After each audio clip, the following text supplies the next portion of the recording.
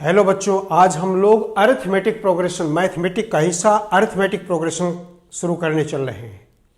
क्या होता है अरिथमेटिक प्रोग्रेशन, कैसे सॉल्व करेंगे इसकी प्रॉब्लम को। देखिए, आपके सामने मान लीजिए, लेट कर लीजिए, कोई नंबर्स दिए गए हैं। नंबर्स मैं कुछ आपके सामने लिख रहा हूं।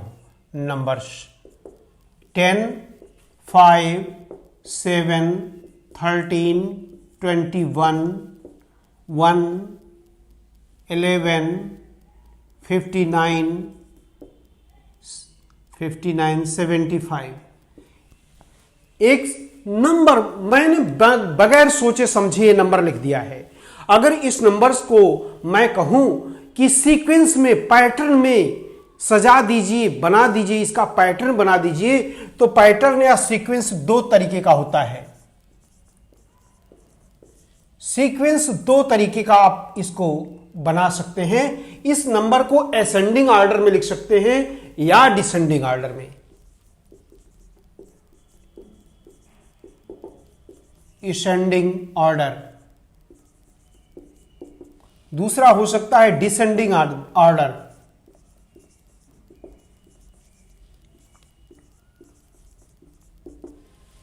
गिवन नंबर का पैटर्न बना रहे हैं हम लोग। पैटर्न का मतलब कि या तो बढ़ता हुआ क्रम हो या तो घटता हुआ। एसेंडिंग मीन्स सबसे छोटा नंबर, स्मॉलेस्ट नंबर सबसे पहले, उससे बड़ा, उससे ग्रेटर जब लिखते चले जाएंगे तो वह ऑर्डर क्या कहलाता है? Ascending order.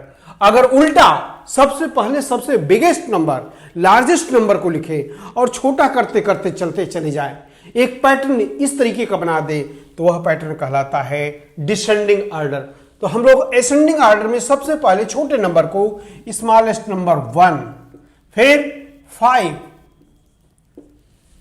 7, 10, 11, 13,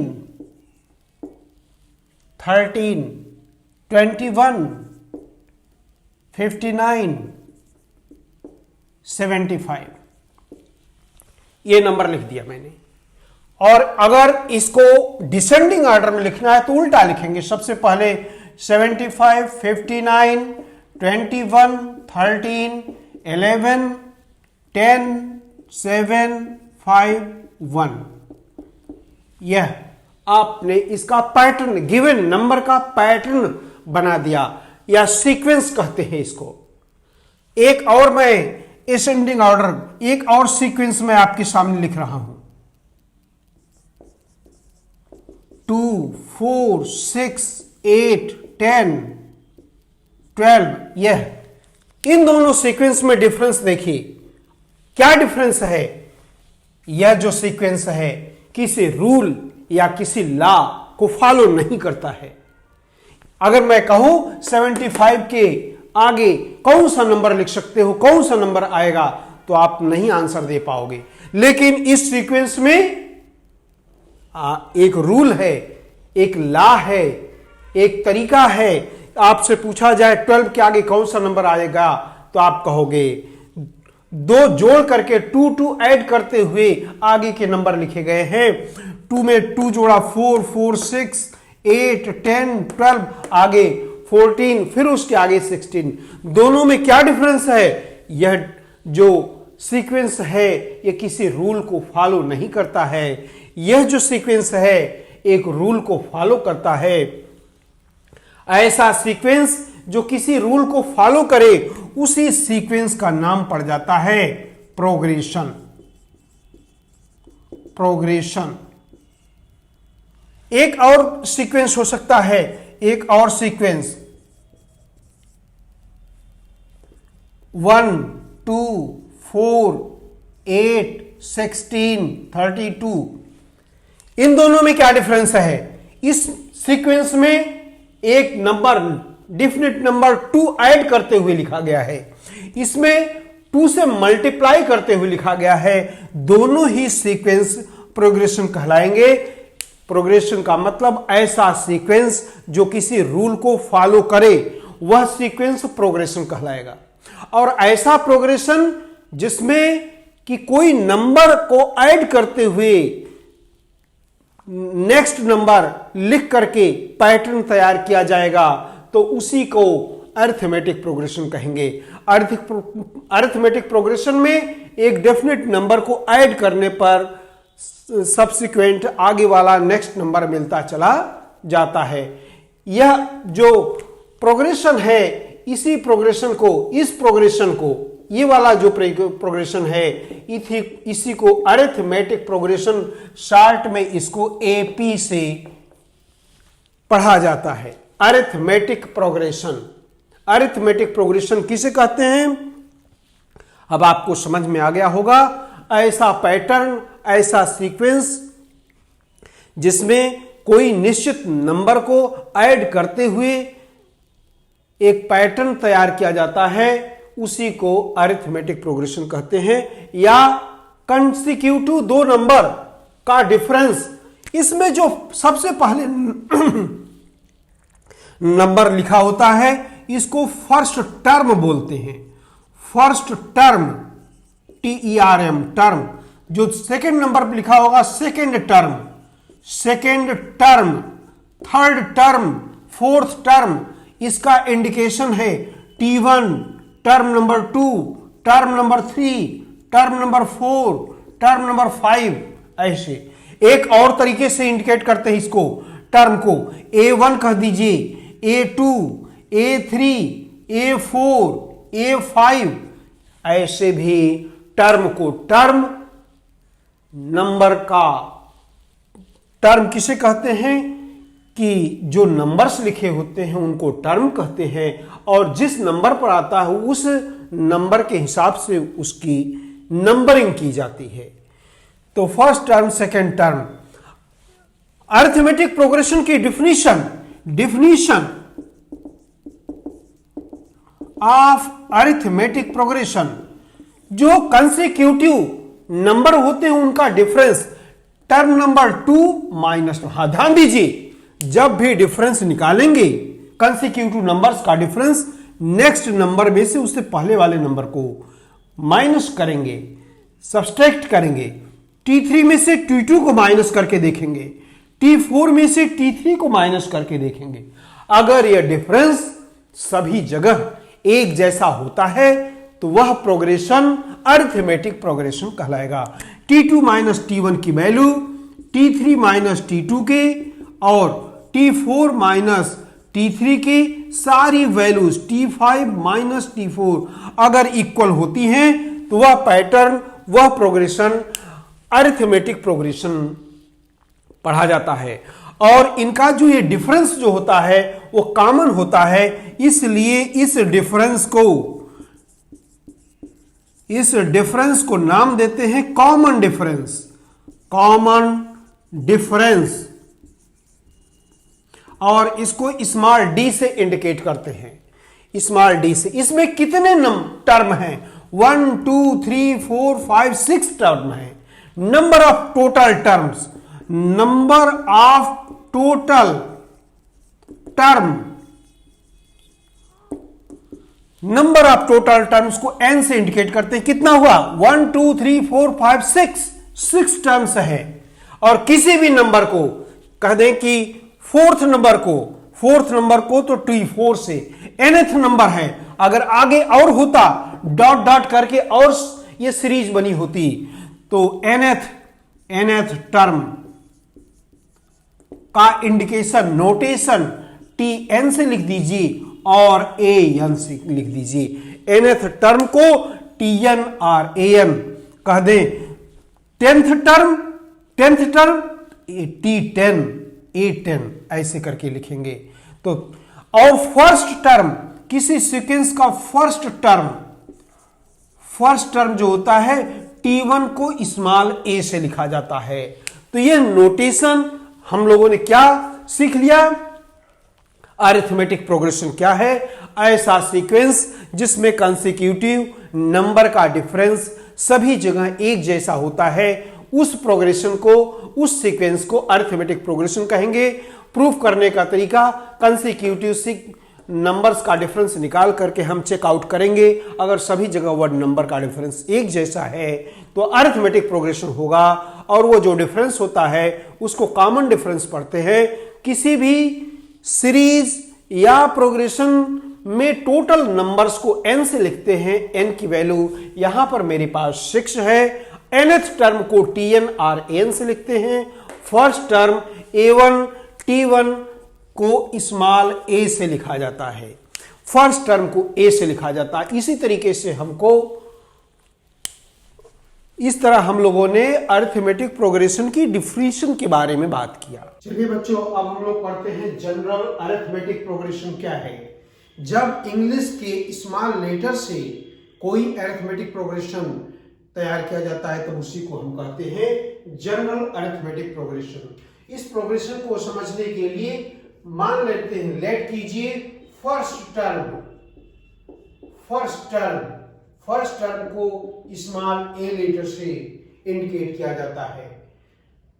common difference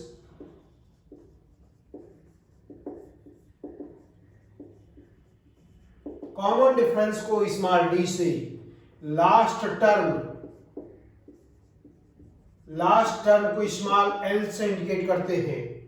number of terms को n से और nth टर्म ऑफ एपी को an से इंडिकेट करिए और tn से। Therefore general AP general arithmetic progression first term लिख दीजिए और जो कॉमन डिफरेंस होता है उसको ऐड करते जाइए, नेक्स्ट टर्म मिलता जाएगा। ए में ऐड कर दिया मैंने डी को तो सेकेंड टर्म, ये फर्स्ट टर्म था, ये सेकेंड टर्म मिल गया। फिर डी ऐड कर दीजिए, थर्ड टर्म ए प्लस 2d, ये कौन सा टर्म? Third term. एक और डी ऐड कीजिए, ए प्लस 3d, कौन सा टर्म मिल गया? Fourth term. और ऐड करिए ए प्लस 4d, फिफ्थ टर्म मिल गया। ऐसे चाहे जितने टर्म आप फाइंड आउट कर सकते हैं। जो लास्ट टर्म होगा उसको एल कहेंगे।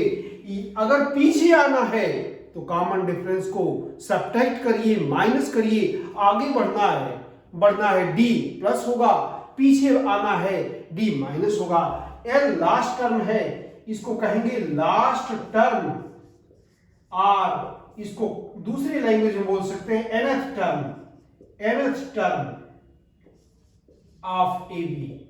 nth टर्म है या लास्ट टर्म है। एल के पीछे, इसके पीछे जो टर्म होगा एल माइनस डी होगा। और पीछे आइए, एक और डी माइनस कर दीजिए 2d, और पीछे आइए एल माइनस 2d। इस तरीके से जो सीरीज बनती है, अरिथमेटिक प्रोग्रेशन जो बनता है, इंग्लिश के लेटर से बनाया गया जो प्रोग्रेशन है, इसी प्रोग्रेशन को कहते हैं जनरल अरिथमेटिक प्रोग्रेशन। ए प्लस डी, ए प्लस 2d, ए प्लस 3d। इस प्रोग्रेशन को बनाने के बाद हमको एक चीज नजर आ रही है, क्या? थर्ड टर्म है तो डी के साथ 2 मल्टीप्लाई किया गया है, 4 है तो 3 मल्टीप्लाई किया गया है, 5 है तो 4, मीन्स 1 लेस करके, 1 को माइनस करके डी से मल्टीप्लाई करके ए के साथ ऐड किया गया है, तब वह टर्म मिल गया है। अगर हम कहें टेंथ टर्म होगा 10 अगर निकालना होगा तो एक कम कर दीजिए 9d। अगर कहें t100 निकालिए, t100 तो a प्लस 100 में से 1 कम कर देंगे 99d। सिमिलरली ये फार्मूला एक पैदा हो गया। सिमिलरली क्या? nth टर्म ऑफ एपी, जिस टर्म को कैलकुलेट कर रहे हैं उससे एक कम, 10 है तो एक कम करके 900 है तो 99, मीन्स nth टर्म निकालना है, an से इंडिकेट कीजिए या tn से, a plus n minus 1 into d. यह अरिथमेटिक प्रोग्रेशन के nth टर्म का ये फार्मूला बन गया, ये फार्मूला हो गया। किस चीज का फार्मूला? किसी भी गिवन अरिथमेटिक प्रोग्रेशन कि nth टर्म को फाइंड आउट करने के लिए ये फॉर्मूला है। तो हम लोगों ने क्या पढ़ा, जनरल अरिथमेटिक प्रोग्रेशन क्या है, यह जनरल अरिथमेटिक प्रोग्रेशन। आगे बढ़ने के लिए डी ऐड करना पड़ता है, पीछे वाले टर्म को निकालने के लिए डी माइनस करना पड़ता है। अगर अरिथमेटिक प्रोग्रेशन है तो सक्सेसिव टर्म्स के का डिफरेंस इक्वल होता है सब जगह, और इसके nth टर्म का फार्मूला ये होता है। फार्मूला कैसे फाइंड आउट हुआ, यहाँ जनरल अरिथमेटिक प्रोग्रेशन को एक्सप्लेन करने के बाद हमको जो सिस्टम या पैटर्न पता चला, उस पैटर्न से हम लोगों ने nth टर्म फाइंड आउट कर लिया। अब हम लोग सीखेंगे sum of n terms of AP. किसी अरिथमेटिक प्रोग्रेशन के n टर्म्स का समेशन करना। देखिए जनरल अरिथमेटिक प्रोग्रेशन हम लोगों ने पढ़ लिया, क्या होता है, a plus d second term, a plus 2d, d add करते जाएंगे, नेक्स्ट टर्म फाइंड आउट होता जाएगा। ऐसे यह टर्म्स है, आप कहेंगे लास्ट में l होगा, l माइनस डी उसके बैक पीछे वाला टर्म होगा, और d माइनस कर दीजिए, l माइनस 2d और माइनस कर दीजिए। इस तरीके से टोटल n टर्म्स मेरे पास है, मैंने लेट कर लिया।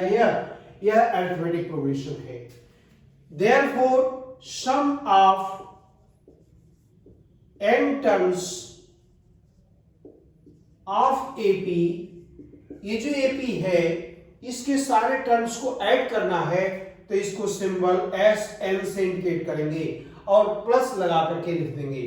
A प्लस मतलब ऐड करना है, A plus D plus A plus 2D, इस तरीके से a plus 3d plus last में l के पहले प्लस l माइनस d, फिर प्लस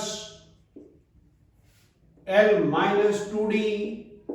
इस तरीके से आप n टर्म्स को ऐड कर दिया, प्लस करके लिख दिया।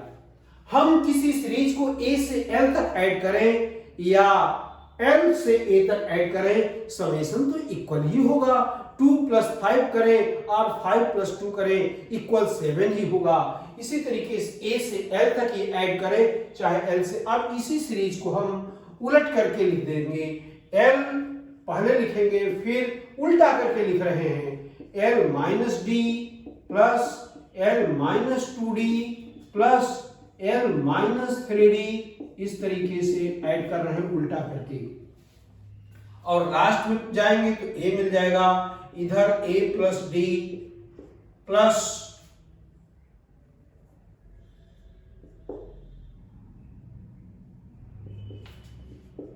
a प्लस 2d, इस तरीके से सीरीज का समेशन ऐसन है। अगर मैं ये दोनों सीरीज को column by column, vertically column by column add करूं तो देखिए क्या रिजल्ट मिलता है। इस तरीके से कॉलम वाइज दोनों सीरीज को कॉलम वाइज ऐड कर रहे हैं, s ऐड होकर के sn 2 टाइम्स हो गया, a और l ऐड होगा तो a प्लस l मिलेगा, और इन दोनों को ऐड करेंगे तो plus d minus d cancel out होकर के a प्लस l मिलेगा। फिर a प्लस l मीन्स सब जगह a प्लस l मिल रहा है, a प्लस l सब जगह a प्लस l मिलेगा, plus a d cancel out होता चला जाएगा सब जगह a प्लस l। मैं आपसे प्रश्न करूं कि कितनी बार, how many number of terms, a plus l के कितने टर्म होंगे, जितने टर्म ऊपर आपने चूज किया है, लिया है, उतने ही टर्म्स होंगे। n टर्म्स, n बार जो है a प्लस l आएगा। हम लोग जानते हैं क्या, multiplication is the repeated addition of terms. Means a plus l अगर n टाइम्स ऐड करना है तो रिपीटेड एडिशन को ही मल्टीप्लिकेशन कहते हैं। Means n into a plus l, n से मल्टीप्लाई कर दीजिए a प्लस l, तो टोटल समेशन हमको फाइंड आउट हो जाएगा। ये 2sn की वैल्यू हो गई, sn देयरफॉर फार्मूला मिल गया, 2 बाउंस कर दीजिए इधर, n by 2 a plus l. ये फार्मूला हमको फाइंड आउट हो गया। यही फार्मूला है, किस चीज का formula? Sum of n terms of AP. Since हम जानते हैं लास्ट टर्म ही nth टर्म है, means l equal to a plus n minus 1 into d. ये nth टर्म जो कि an से लिखे हुए थे, nth टर्म ही लास्ट टर्म है। देयरफॉर l को हम रिप्लेस कर देंगे a plus n minus 1 into D से। तो दूसरे रूप में फार्मूला देखिए बन जाएगा a प्लस l को रिप्लेस कर रहे हैं a plus n minus 1 into d. Therefore SL equal to n by 2, a double हो गया 2a plus n minus 1 into d. यह अरिथमेटिक प्रोग्रेशन का सेकेंड फॉर्म में फार्मूला बन गया। ये भी फार्मूला है, फार्मूला दो हो गए। एक फार्मूला सम का SL equal to n by 2 a plus l, l के टर्म में है। यहाँ सेकेंड फार्मूला जो है कॉमन डिफरेंस d के टर्म में है। याद करिए अपने मेमोरी में कि SL equal to n by 2 a plus l एक रूप में है, दूसरा रूप n by 2 2a plus n minus 1 into 2। इस तरीके से हम लोगों ने इस टॉपिक में n टर्म्स के सम का जो फार्मूला फाइंड आउट करना था उसका डेरिवेशन हम लोग पढ़ा।